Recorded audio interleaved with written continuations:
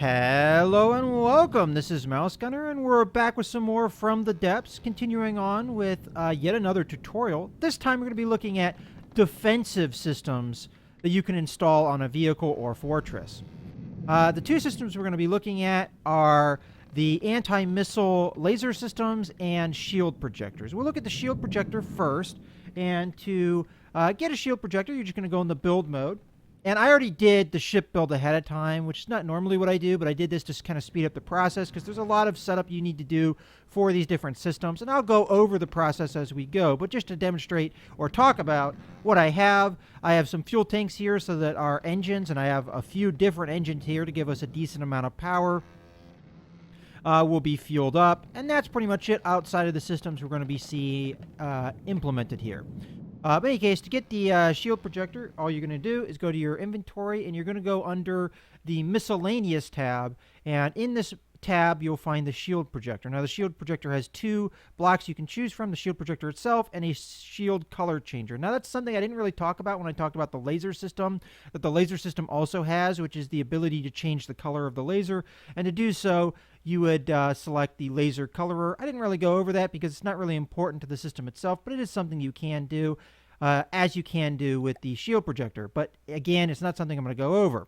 But you're just going to go ahead and select the shield projector, and the orientation you're going to want is there are these four prong-like things that you're going to want to face towards the direction that you're going to project the shield. So to demonstrate, let's go ahead and get out of the builder. I have a shield right here, or shield projector right here, and it's the prongs are facing out this way. That's the way that the shield will be projected. If I go up to it and press Q, we get into the customization screen. I'm going to go ahead and jump into my body so we don't have as much bobbing around maybe. Okay, so this is the customization screen, and this is how you're going to set up the size and power and shape of the shield. So the first selection you have is range. Now this is how far out from the projector the shield will be. Then you have width. Well, this is how wide the shield will be, and height is how tall it will be, and that's overall size selections. Now azimuth and elevation determines the angle of the shield. So the azimuth is going to angle the shield either left or right, and the elevation is going to angle the shield up and down. And you'll see that once I projected the shield because I do have a negative elevation selection. The effect strength is how strong the shield will be. Now there's two different settings for the shield. There's disrupt, and it tells you right here that this disrupts the path of projectiles. The larger the angle of incidence, the larger the deflection will be. Increase power to further increase the deflections. Then you have reflect. This has a chance to ricochet projectiles away, increases with the angle of incidence as well, and increased power, so the strength of the shield. Armor-piercing projectiles have a higher chance of penetration. So you have those two types. While we have the shield running, you can see the power usage we have and at what percentage the shield is currently running at. Now the shield, when it's running at a lower percentage, doesn't actually run at a lower strength. What it does is it only runs some of the time. So to demonstrate that, I'm going to crank up the effective strength of the shield, and we'll see what happens when we have more power consumption than we actually have power on our supply. So we crank this up, we notice that it's starting to get down to 38%, and we can see that now the shield is just blinking in and out of existence very briefly. So that means that only however much percentage of the time will the shield be active. So obviously you want the shield to run within that 100% mark so that it's always going to be running.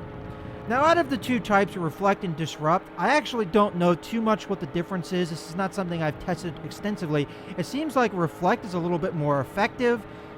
Maybe it depends on what kind of weaponry you expect to have fired upon you. Might be another element here, but neither really has a difference in power consumption. So if we go to disrupt, consumes the same amount of power as reflect. And then we have none, turns it off. And you could hear that whole time while I had the shield going that my engine was running to power it. Now you will have to consider I do have 4 shield projectors on here.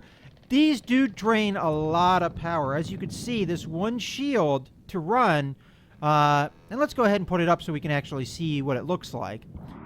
But this one shield to run was taking up a very large percentage of our power, so it's not really likely we'll be able to run more than one shield at a time, at least with what power I have available. Not without really turning down the strength of the shield. If I turn down the strength of the shield, well, its effectiveness will go down. But let's go ahead and jump out of my body, and we can see this is the angle of the shield here. So I did negative 35 degrees, so it has a angle of 35 degrees if you were looking at it straight on. The height is how tall it is in meters, and the width is how wide it is in meters. So it's 25 meters wide and 9 meters tall. The 3 meters of the range is how far away from the projector it is. So that's pretty much all of those different settings. And the thing you have to consider outside of the strength adjustments, that adjusting the size of the shield will also adjust the power. So if we were to make this maybe project a little bit further out, we'll notice that the power is starting to ramp up. As we bring the shield in, it starts consuming less energy. The same kind of thing would happen as we change the width and height sizes as well. The elevation will not change the consumption at all. We're at negative 35. If I were to jump that up to negative 45, we notice that the energy consumption has not changed at all. So that angle, that will not affect the energy consumption. It's mostly the size, how far out it's being projected, and the strength that will determine how much energy you consume.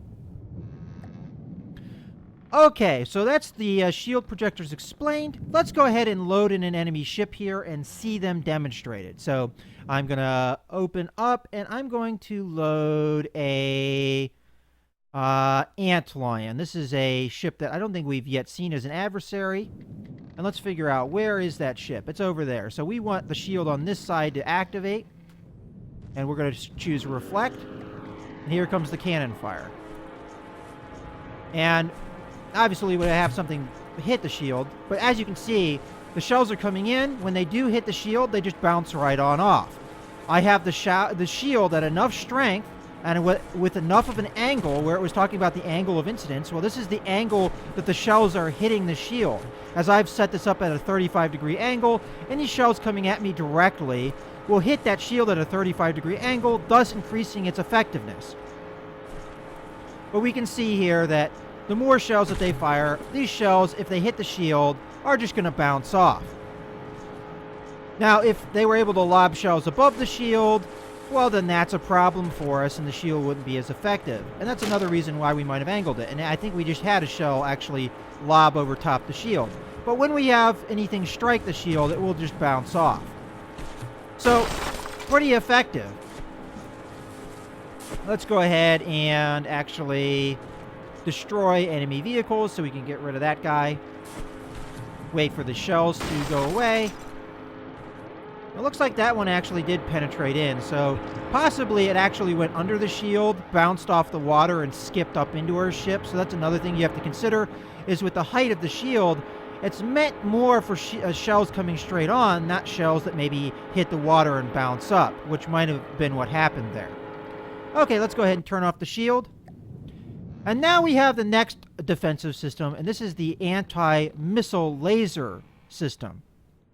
Now, to construct this, you're going to do something very similar to the way you constructed the laser system. So you have your multi-purpose laser connected up to a series of cavities that are going to supply your power. You have your Q switches that are going to make the laser pulse at a fast speed, the more you have.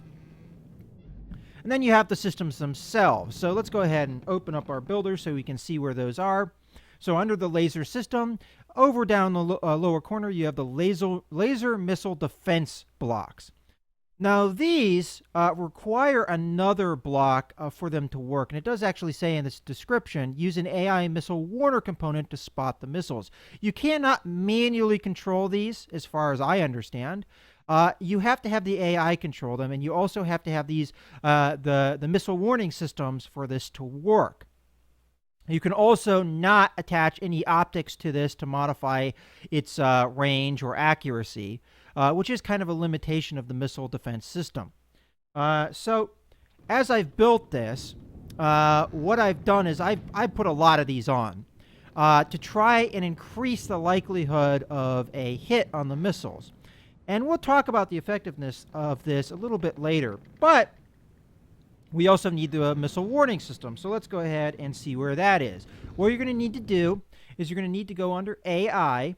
Now, I haven't really discussed how to build an AI yet, but to make this very simple, AI mainframes are going to be the main building block of any AI system. And to build this very simply, all I did is I took one AI mainframe, and then I took the missile warner blocks themselves. Now it says here the missile warner component spots missiles within a hemispherical field of view, and it uses a laser missile defense block, which is what we already have, to shoot them down. And it requires line of sight to the missile to spot them, and does not detect missiles that are below half a meter, below half a meter of water. That's kind of confusing the way they'd say below half a meter above sea level. Well, I guess that's exactly what it's saying. So anything that's going to be below the water is not going to really be detected by this. So the anti-missile systems will have a little bit of trouble with this if anything's below the water. So not really effective against torpedoes, for instance. Okay, so let's go ahead and see how I built this. All I did is I took a mainframe block, and then I put in all directions a missile warning system. This was just to guarantee that regardless of which direction the missile is coming from, that it's going to be detected. And as you can see, as I thought, you do need an AI system because I don't even have these anti-missile laser systems in my my weapon selection slot.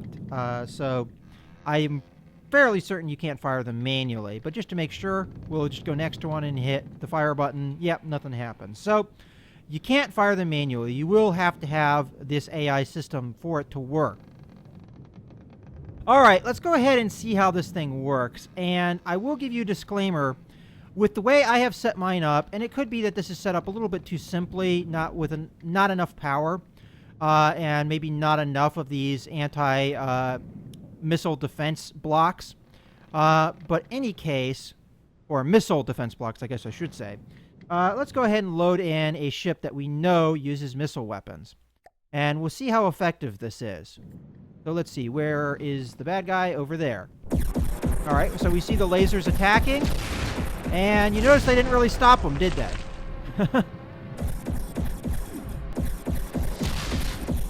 And that's kind of the liability. All right, let's go ahead and just destroy the enemy vehicle so we stop getting bombarded with missiles here. So far, in all of the builds I've done with the anti-missile systems or the missile defense systems, they seem to have limited effectiveness for a couple different reasons. First off, as we demonstrated in the laser video, lasers do minimal damage unless you have a lot of power pumping through them. And lasers can be kind of inaccurate. They are direct fire, and in a way they can be easier to aim than a cannon, for instance. But when it comes down to it, they oftentimes are not accurate enough to stop the missile before it comes in. So even if you were doing enough damage to maybe destroy the missile, even still, a lot of the missiles will get in. Even with as many of these missile defense blocks as I have on this thing, and as many lasers as we saw firing at those missiles, it's just not enough to really stop the missiles. If you have a salvo of 3 missiles coming in, even if you were doing a lot of damage, maybe you would destroy 2 of them, but 1 would get in, and missiles do a lot of damage. So it doesn't seem to be all that effective of a system. It's better than nothing, but you know, maybe it could do with a little bit of improvement. I thought I'd end this video out, though, with a look at another way of building a missile defense system. So we just looked at a laser defense system, and in my opinion, lacks a little bit in effectiveness. So instead, what I've done is I've built a missile defense system. And to do so, let's go ahead and hop into the builder. So I built myself a mainframe and the missile warning systems. On top of that, I stacked a turret. that has a missile controller with a missile system. If you want to see how a missile system is built, you can go ahead and check out my missile system tutorial. Now, one thing I'm going to add on to this, though, and we have to actually switch to this turret, is I'm going to add on a couple of, under the missiles, there we go, that's what I want, a little bit more staggered fire than what I have currently. There we go. And we'll see why I did that a little bit later. And then I did a 2-block launch pad, or a launch pad with 2 missile blocks off of it, so that the missiles themselves are only 2 blocks in size, which will give them 4 overall slots. So we have short-range thruster, fins, fuel tank, missile interceptor. This is all you need to do this, and the missiles interceptor is the most important part. What this will do is it will link up with your missile warning system to track incoming missiles. And once it gets in with a certain radius of an enemy missile, it will go off and hopefully destroy the enemy missile. Now, I've made this very simply, and that's one of the things that's kind of a benefit of the system. It's very simple. Doesn't take a lot to set this up. Much more simple than the laser defense system that I had, where I had a lot of the laser defense blocks, and you had to have the power supply to power them all, and then the connections to connect up that power supply, and so on and so on. Very much more complex build, and it required an engine and so on. Now, this requires ammunition, but let's see how effective it is. So I'm going to go ahead and exit the builder, and we're going to load in another one of those coyotes. There he is. Let's aim our turret at him. And as soon as he's fired off missiles, we'll fire off our defense missiles. And we stop that salvo. Let's fire again. Now, unfortunately, we were able to stop one missile, but the next missile got us. But we could see there that this thing has potential. Seemingly much more potential than the laser missile system had. The main problem we had there was just the reload rate of the different missile systems, and the fact that I had to fire it manually. Unfortunately, you can't hook it up to the AI and have the AI take it over for you. I tried that, and it didn't seem to work. So you have to fire them manually. I think if you were able to link a number of missile launchers and then fire them in sequence, it would probably work a little bit better. Because with the way I was firing, I had to fire all 3 of those missiles at once with one press of the fire. Whereas if I could just fire them one at a time, it would have been a little bit better. And I could have set up a system that would have done that. So with a little bit more complexity, I think you could increase the effectiveness of the missile defense system. But in any case, I hope you guys have enjoyed this video, taking a look at the different defense systems that you can set up and from the depths. This is Mouse Gunner, signing out.